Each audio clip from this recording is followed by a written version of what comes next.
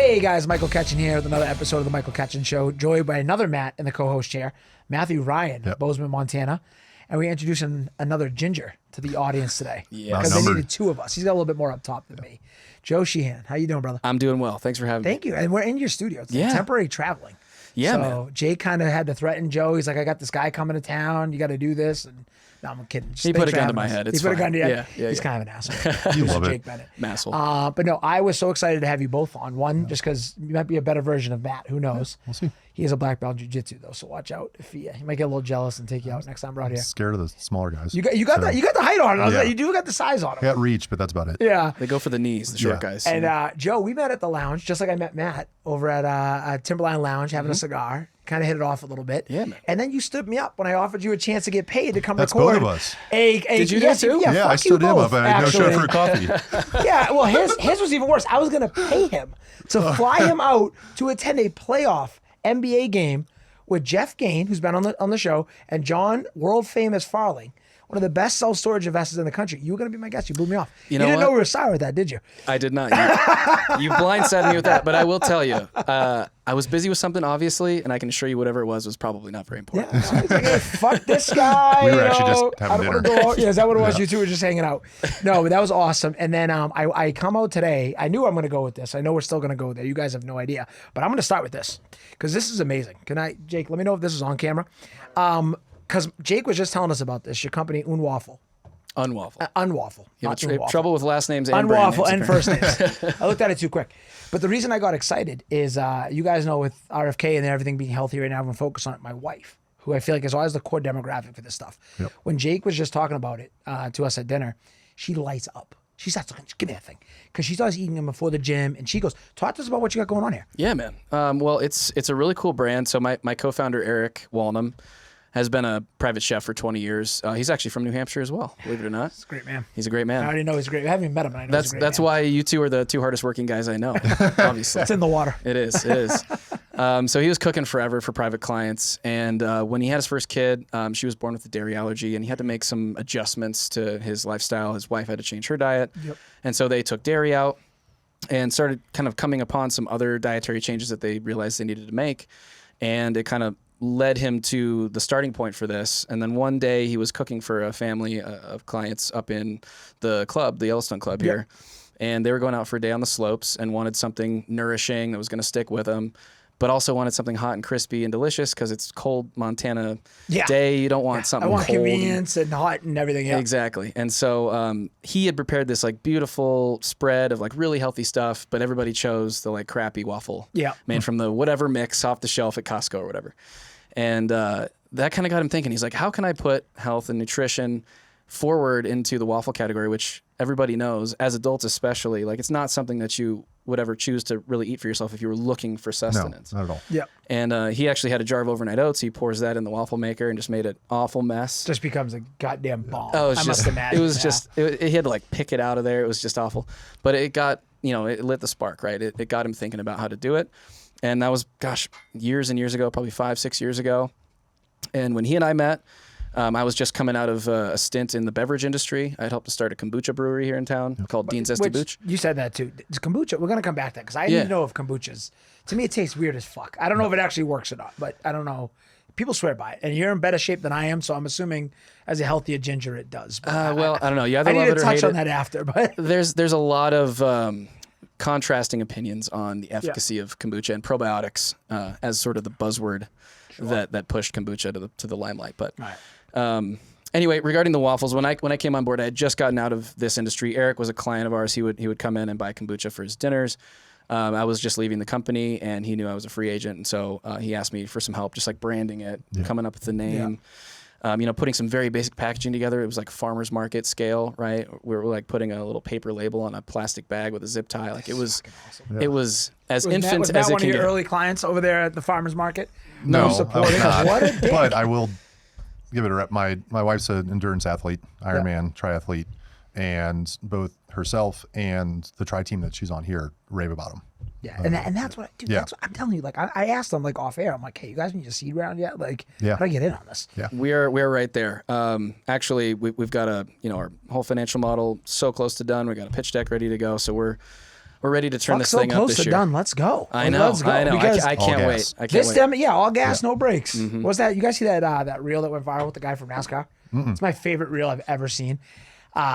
So the guy, Ricky Bobby? No, that's a good one. I'm gonna butcher the driver because I don't know racing, but basically the guy, I think it's NASCAR Daytona, one of the big races, and he's coming around. I think it's like the last lap. He has a chance to win, but he's got to like ride the wall and do some reckless shit. And he's talking to the pit crew, and he's like, "I'm not stopping until I see God or a checkered flag." And he just fucking hits the Hammers it, wall, yeah. sparks flying, shit flying, and he wins the race. Dude, that is the hardest shit. Jake, we need a link to that in the show notes if we can find that. That is, I must have watched that thing 3,000 times. Yeah. Because it's amazing. And I feel like it's right here. It's like, Yeah. you got to go. Oh, like, yeah. you're not stopping. Because the fact that my wife, your wife, Yep. I mean, you are nailing that demographic. Because I mean, listen, my fat ass, I'm trying to be healthy, right? I'll eat a lot of carnivore, I'll be clean, but I got no discipline.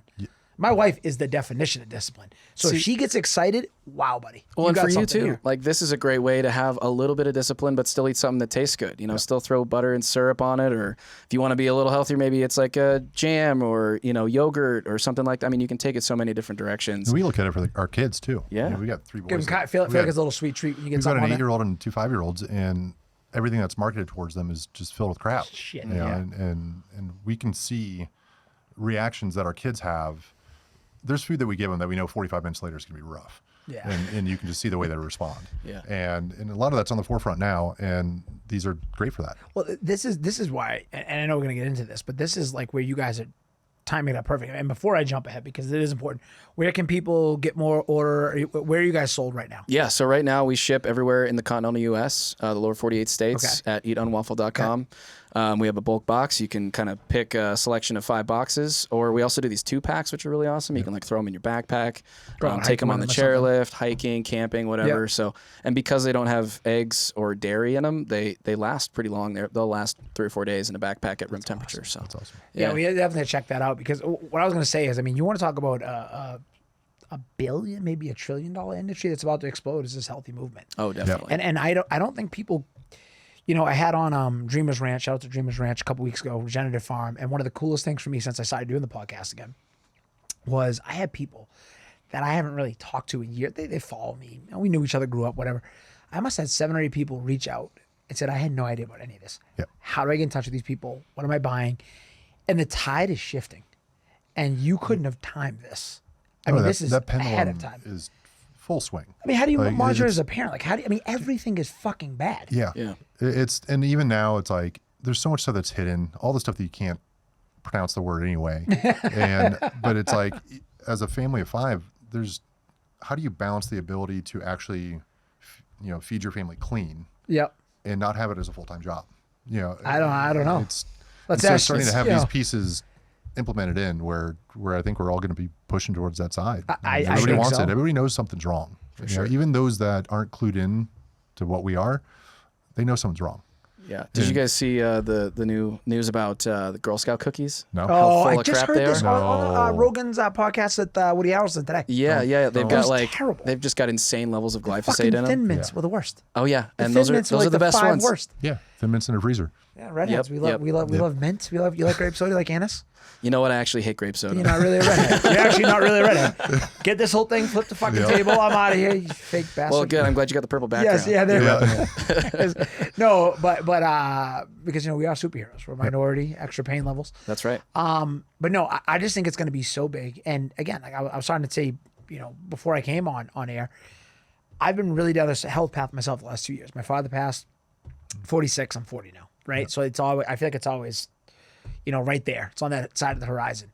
And I just see some of the choices he made, and we talk about the genealogy and stuff like that. And I've worked out and made some effort. I still got a long way to go. But what I was getting back to is I've really started to study gut health. And it's amazing to me to see how much what you eat, right? And Woody Harrelson said it on that Rogan episode, which is funny, is that it's what you put in is really what you put out. Yep. And dude, I people think it's nuts, but I feel the best. I went hardcore carnivore for a few months a year ago, and I felt amazing. Yeah. Yep. And whenever I eat that way, pretty much, and I'm not all the way carnivore because I'll still have some mushrooms, I'll have berries, I'll have eggs and cheese, which eggs, I guess, are carnivore. But whenever I eat that clean, really low carb, really clean, single ingredient, know where it's coming from, I feel amazing. We travel so much, and it is an excuse. But when you're traveling so much, it's so hard to eat clean. And I feel like guys like you are ripe to take advantage of that in the marketplace. Because how do you get the convenient, clean eating? Totally. Right? Yeah, It's so impossible. And It even is. without the travel as a family, I've had success on keto and carnivore and those pieces for very, months at a time. Yep. But I end up having to cook entirely separate meals for my family. And that's just not manageable on a daily basis. You know what's interesting about like all these diets? Because I did carnivore, you know, kind of raw diet. I even tried vegan for a little bit. It was not for me. Ooh. I did. They were dark years. Makes a lot more Those are sense the now. kombucha No, years. See that kombucha shit? yeah, That's I can- yeah. I actually might have been during the kombucha years. I Probably can see was. it. I had dreadlocks too. Oh I'm my kidding. I'm God. kidding. But the thing is, like, whenever you take on one of these diets where, like, you're talking about eating clean, right? What you're doing, whether it's vegan or it's carnivore, is you're cutting out the processed food. Yep. You're cutting out the stuff that is factory farmed, that has a ton of glyphosate in it because it's, it's conventional wheat and it's harvested with Roundup. I mean, and these are the things that I think people are waking up to. They're turning the box around. They're looking at the label. They're seeing if they can pronounce all the ingredients, and oftentimes they can't. And people are smarter now than they ever have been because we have the internet. And thank God we have like this coming into government a little bit as well, with like some policies coming forward, just MAHA, bringing baby. awareness to this stuff. It's great. MAHA, is that guy going to do it or what? Because remember, I hope like, so. all right, let's all be honest. We're on the trust tree here.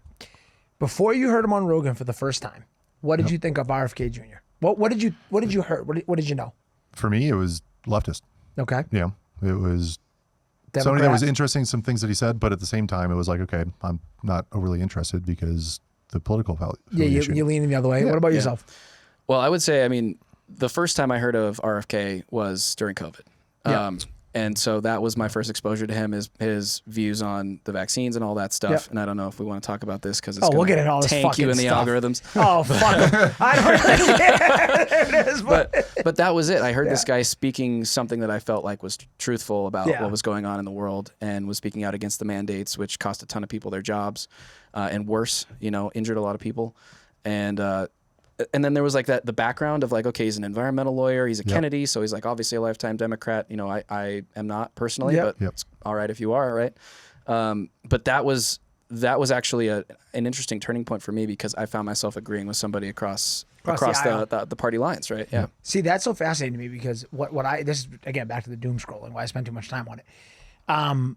Because I had heard like I was bought into what they were presenting, like he was a crackpot, like he was crazy, he was nuts.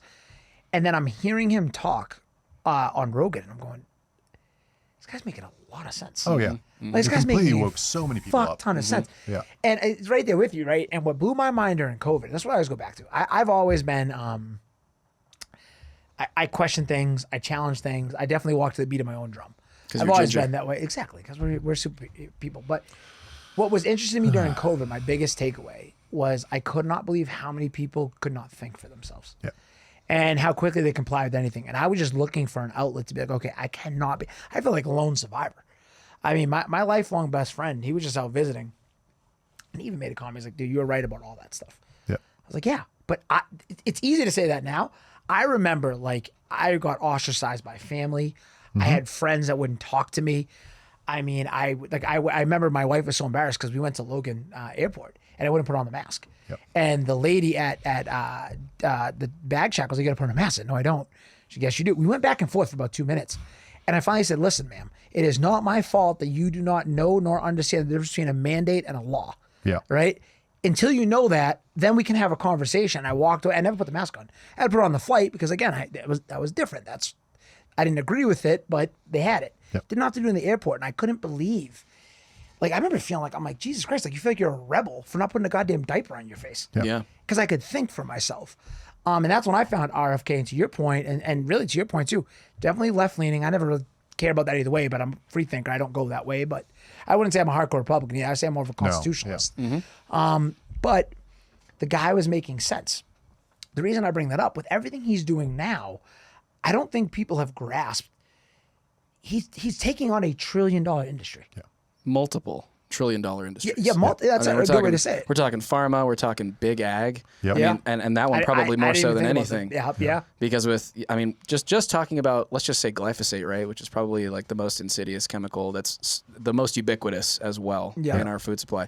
I mean, like we're very lucky with Unwaffle. We use Montana-grown oats from Montana Gluten-Free right down the street in Belgrade. They are all harvested in the Golden Triangle, like in north central Montana. Yep.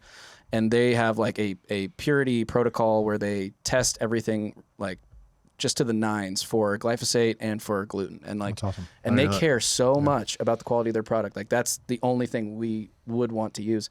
If more producers followed that lead, I mean, there's a market there for it. Like you said, 100%. It's only more people are only going to be interested in this going forward. Yeah, and the irony, I think the thing that is going to defeat it with Kennedy leading the charge is what you just said. There's a market for it. Yep. Yes. I think the minute it can lead to dollars, and I think Whole Foods figured this out a long time ago, and they've still got their own issues, but people will pay for quality. Yes. And the more educated the consumer becomes, they will pay for that quality. And that's when the minute the dollars start shifting and they can follow the path. I mean, it's not, I try to tell people, right? I grew up, poor kid, single mom, 3 brothers. She did the best she could. I look back on what we ate and how we ate, and it's not a coincidence that in all of these basically urban, struggling areas, you have fast food everywhere. You have cheaper processed food. Like you said, you have how many kids? 3, right? Yep. So you got a household of 5. Yeah. Feed them grass-fed organic steaks every night with homegrown organic stuff. It costs a lot. Yeah, it costs an incredible amount, but you see the difference in it. Yeah. And it's hard to, as a parent, like, okay, as we feed our kids this, what do we want the outcome? What do we want to see versus what's actually going on? Our own bias and that kind of stuff. But we went to Europe last fall, and we brought our oldest, our 8-year-old. Yep. And we had long days that we walked 15 miles, all this kind of stuff. He did not have one meltdown the entire time we were there. He had days that he was tired and cranky No and insulin, giving shooting attitude. him up, whatever. But there was, and there's all into the red dye and those types of things. And, going into it, we hear about how everybody feels better when they're eating carbs in Europe versus here. And my skepticism is always, we find what we want to look or what we're looking for in that sense. But both on the plane ride home, both my wife and I were like, there was something different there. Like his behavior, his attitude, his response to things that he would get emotional over didn't happen at all. And it made us really take another layer of step back of what, once you get exposed to that and what the difference can be.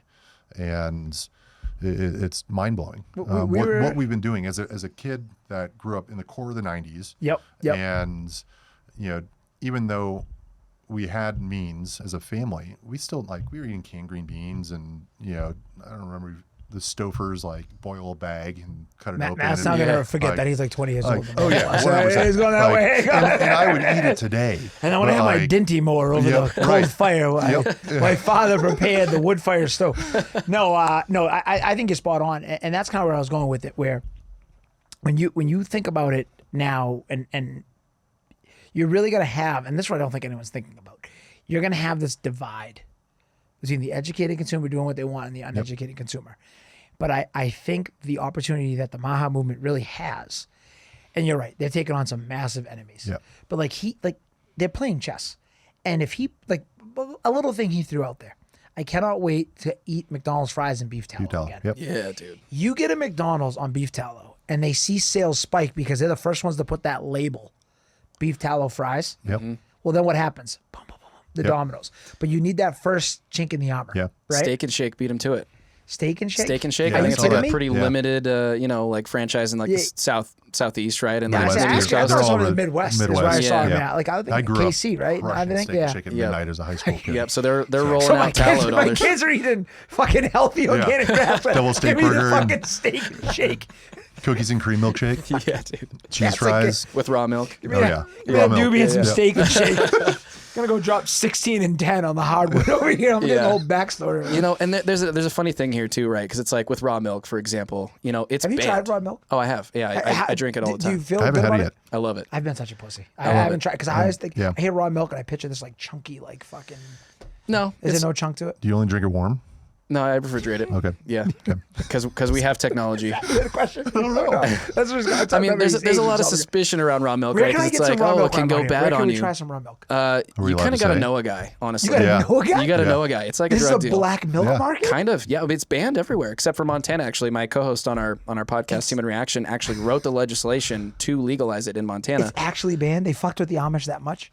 Oh, 100%. This is fucked. Jeez. Yeah, it's got I didn't know it to be. was It's got to be banned. pasteurized. Yeah. Oh my But what happens when you pasteurize milk? And I'm not a scientist, so maybe fact check me on this. But you denature the Community enzymes notes. in the Community milk. notes this. Yeah. Community Notes gonna hit me super hard for this. No, I think Community Notes got my back. When you pasteurize milk, you like heat it, right? You denature the enzymes in it that help Yep. you break down the proteins. So that's why a lot of people seem to have lactose intolerance. The other piece of it too is there's two phenotypes, I believe, in cows, A1 and A2. A1 cows produce more volume of milk, but it's a protein that's harder to digest. A2 cows produce less, but it's much easier on the human digestive system. So which one do we want? Well, the one that the mainstream big ag milk producers use is A1 because For they get more volume. volume. More readily Yeah. available. Exactly, it's Back, cheaper. Back to the dollars. Okay, yep. But a lot of the raw milk producers are using A2 cows, and a lot of even other brands that are available in the store that are pasteurized are advertising A2 because they know it's better for people. It feels better. Dude, I have so many questions. Yeah. It's a rabbit hole. Well, here's the thing that first I just got to try this thing because I've heard too many people that I respect, such as yourself, saying try it. But the thing that I find interesting about the RFK, about Doge, because I did this little poll on my Instagram. I was like doing that, see what your followers, what people are thinking. And I usually kind of can read the room. This one blew my mind. I had a few people said they did not like what Doge was doing. It's right back to the MAHA movement. It's right back to the raw milk. What I don't understand is, like on its surface, so either A, you think all this is a lie and we're actually a healthy country, and then the math isn't mathing. Yeah. Or B, you're just always blue no matter who. Yeah. Because I don't understand, like, and this is why I keep going back to everybody, because I know plenty of people who are pissed about RFK and Trump and all this. Okay, take the names out of it. What are they actually saying that you fundamentally don't agree with? Yeah. What are they saying that could possibly be bad for you as an American? And I can't find it. Yeah. And if I'm missing it, point it out to me, great. What are they actually saying? Yeah. I mean, And that's this is the crazy. thing. It's like I'm like I lean to the right pretty heavily, but at the same time, it's like I'm always willing to have that conversation. I think the biggest thing that we're missing in our society is the ability to have conversation of differing opinions, the discourse and go that and way, and this is one of those now additional polarizing things when at the core of it, it's getting healthier. Yeah. You know, it's along the same lines of like going to the gym is a bad idea, which It's a you right-wing can't make that pipeline. argument. Yeah. And it's like, how do you make that argument? Toxic masculinity. Yeah. Right, It's so right. fucking. Yeah. It's unreal, and I don't know, if you got thoughts on that, because I don't get why people are mad about it. I mean, I think that people are mad because it challenges the orthodoxy that people are accustomed to. Orthodoxy, that's a word I haven't heard. He's in a got, that's like while. his third big word. Yeah, you notice Shit, that? am I using too many big words? No, yeah, I don't listen, even remember what he listen, used you're an describing the- intellectual. We need him on the show every now and then. That's fine. Carry on. I mean, I think it challenges people's worldview really fundamentally. Like there, especially on the left, there's an understanding that the government is good and it's looking out for our best interest. And meanwhile, the corporations are generally bad and they're only motivated by profit and not by taking care of people or providing products that solve problems for people.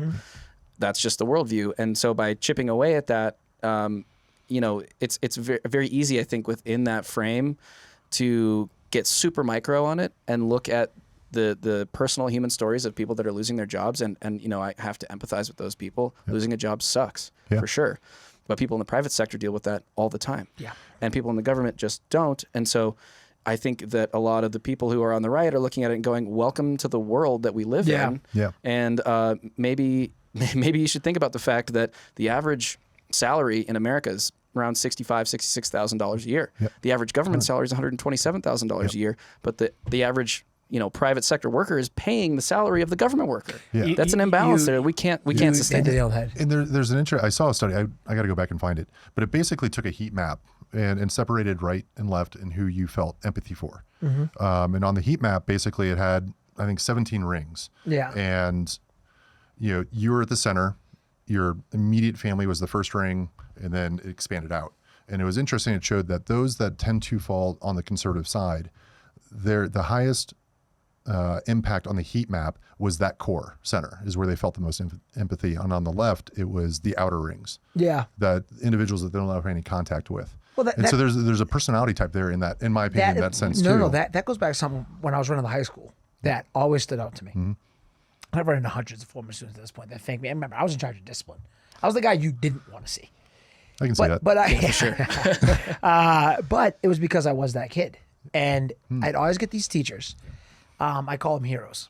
And not heroes in a positive way. Because they would always be the side of the year. And some would figure it out with some coaching, with some guy, and some wouldn't. And the heroes wouldn't. Because they would show up with this guilt, thinking they were there to save the child. Oh. And I used to coach them and say, no, you're confusing tough love with lower expectations. Mm-hmm. And that demographic of educators largely leans that way. They lean left. Yep. And the reason I say that is like they would show up and they somehow feel like this poor inner city child who Okay, well, cool. How do we fix the poor inner city child? How do we elevate them? We raise the bar. Yep. And that's how we turned around the school ultimately, is we had incredibly high standards that we made you climb to, not a low floor that we let you lay down on. Yeah. Mm-hmm. You don't get a pass. Exactly. And if people underestimate the power of belief and people underestimate the power of discipline. Yep. And when you combine those two things, and I would say they're a little bit more right-wing principles. Again, there's extremists on that side. I don't think we're talking about that, but the family, the core values, things we're talking about, and bringing it back right to what you're doing with Unwaffle, right? To what we're all talking about with RFK and I mean, Trump's a buzzword. He says some stupid shit sometimes. I think it's hilarious. Yeah. But at the end of the day, I'm amazed by these people who think Donald Trump does not love America. He's the first president in my lifetime who loves America. Yeah. I truly believe that in my core. What Elon Musk is doing with Doge, you think that the richest guy on the planet needs to go work in the government? Yes. This is the thing that kills me. It's like, guys, they're hurt by this. The other thing this is hurting their business. Oh, for sure. Yeah, Elon has way better things to do. But the other interesting thing about this is Trump, RFK, Elon, Tulsi Gabbard, all former Democrats. Yeah. Yeah. All former Democrats. And you want to talk about coalition. Yeah. Like in today's standards, it's the fucking you've Avengers. got somebody that ran on the Republican ticket that is appointing, in lack of a better term, leftists. Yeah. And you want to talk about bringing sides together, and it's just because you've fallen out of the farm on that side that you're now banished from it. Yeah. My favorite thing. First off, besides Cash Patel, because Cash Patel's coming. Cash is coming for receipts, but the RFK committee, when they were appointing him, when he pointed out how much money to Bernie Sanders, they go, oh my God. Only $1.5 million. That was he spun it. Yeah. And then now he's having like rallies and people still show up supporting this fucking crook. This fucking crook. It's like Elizabeth Warren. I get so mad where I'm like, can you not think? Yeah. Can you not think But for I yourself? think back to what you were saying, like it's tribalism to an extent on both sides. Yeah. And dude, even 100%. though I lean to the right, like I am in the firm belief that it is us as the citizen versus them in the government. I don't think there's anything different between the right and the left once it gets into Washington. They're on the same team, and they're country giving their was talking built points on the ideology of being an individual. Yeah. And they're in that's Washington, what it is. giving their talking points to whatever side they're on, and then going into the back doors behind it and making their deals, and they're having drinks together. It's like, insane. The thing that really stood out to me too is like you've got months and months of calling Trump a Nazi and these types of things, and then they're at the Catholic charity roast the dinner, Al Smith dinner, yeah. and they're all sitting there next to each other laughing, and it's like, well, if you really thought he was a Nazi, would you be sharing a meal with him? No, they need and like joking and elbowing him and laughing at his jokes. Like that stuff just doesn't line up. And I think the public is waking up to that. Oh, for sure. On the health stuff, I see it with my clients. Like the amount of home buyers that I have that want me to check our covenants to make sure they can have chickens, like has gone through the roof, 100%. Dude, legalize chickens. Yeah. Legalize chickens. You're giving me an idea for the STR over there for the ranch. Yeah. Fresh eggs. For bringing the chef in. We need to bring in some of the regenerative farming right there with some unwaffles and we'll have all the clean stuff. I saw a meme that was having chickens and this is not the right phrase, but growing your own eggs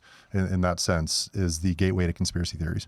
For sure. You see that? Sure. Yeah. Man, I don't know if you know this. There are no more conspiracy theories left. We're undefeated. It's only 6 months. We're like the greatest superhero of all time. 37-0 according to John Kennedy. So you mentioned your podcast. It's a blast because you guys cover all this kind of stuff. What is the name of the podcast? Where can people find it? Yeah, podcast is called Human Reaction.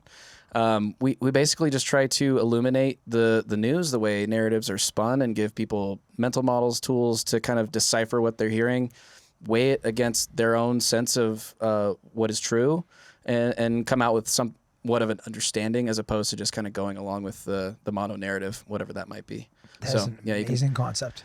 You know, and very needed in today's market. It's been a lot of fun, and we really enjoy it. We do it a couple times a week, and you can find us everywhere. We're on Spotify, Apple, YouTube, you name it. All right, give it to me one more time. Human Reaction. All right, cool. Yeah. Joe, thank you for being here.